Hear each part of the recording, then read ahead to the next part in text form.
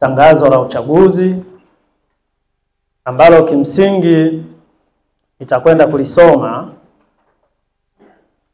Tangazo la uchaguzi ambalo ni hatua muhimu kuelekea uchaguzi mkuu. Kwa mujibu wa kifungu cha 69 kifungu cha kwanza kidogo cha kwanza cha sheria ya uchaguzi wa rais, wa bunge na madiwani namba 1 ya mwaka 2024, msimamizi wa uchaguzi wa jimbo la Arusha mjini na watangazia wananchi wote waliojiandikisha katika daftari la kudumu la wapiga kura la Tume ya Taifa ya Uchaguzi kuwa: 1. Uchaguzi wa rais, wa bunge na madiwani utafanyika siku ya Jumatano tarehe 29 Oktoba 2025. Vituo vilivyotumika kuandikisha wapiga kura ndivyo vitakavyotumika kupiga kura. 3.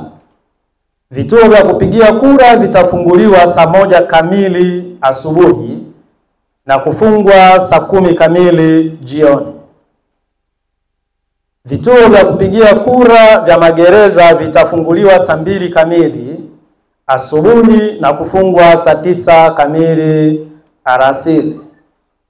5.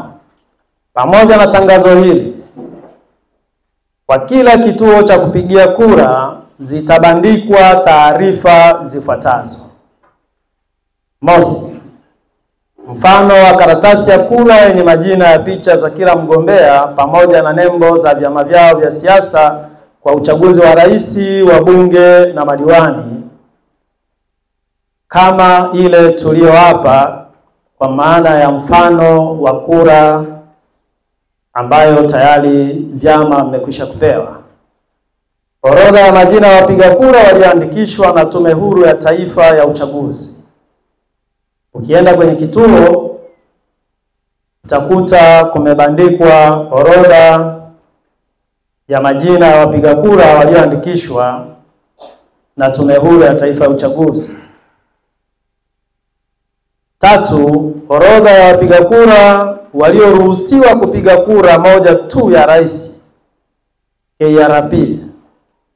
Kama mtakumbuka, kuanzia tarehe 19 mpaka tarehe 2, kwa watu ambao waliomba kupiga kura moja tu ya rais, zoezi hilo lilifanyika kwa muda wa siku 14. Wananchi wote mnaombwa kupitia taarifa hizo ili kutambua mapema vituo mtakavyopigia kura na kuona mfano wa karatasi ya kura. Muhimu: siku ya uchaguzi ni lazima mpiga kura afike kituoni na kadi yake ya mpiga kura. Kwa mpiga kura aliyepoteza kadi yake na ambaye aliandikishwa kwenye daftari la kudumu la wapiga kura, ataruhusiwa kupiga kura endapo atafika katika kituo alichopangiwa akiwa na: 1. leseni ya udereva; 2. au pasi ya kusafiria au kitambulisho cha taifa NIDA. Majina ya kitambulisho mbadala yatakayowasilisha yawe yanafanana na yaliyomo kwenye daftari la kudumu la wapiga kura. Hapa naomba kutoa ufafanuzi kidogo. Mtu kapoteza kitambulisho chake cha kupigia kura,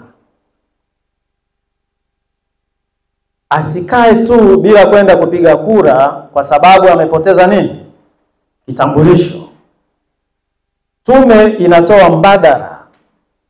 Akiwa na leseni ya udereva, tafasiri yake akienda nayo yenye majina kama yaliyopo kwenye daftari, ataruhusiwa kupiga kura. Akiwa na kadi yake ya NIDA, akienda nayo yenye majina ya kufanana na majina yaliyoko kwenye daftari la kupigia kura, ataruhusiwa kupiga kura. Akiwa na pasi ya kusafiria kwa maana ya passport, majina yake yanafanana na majina ambayo yako kwenye daftari, manake mtu huyo aruhusiwe kupiga kura na si vinginevyo. Tangazo hili limetolewa na msimamizi wa uchaguzi Jimbo la Arusha Mjini, Shabani Ferdinandi Manyama. Naomba kuwasilisha kwenu.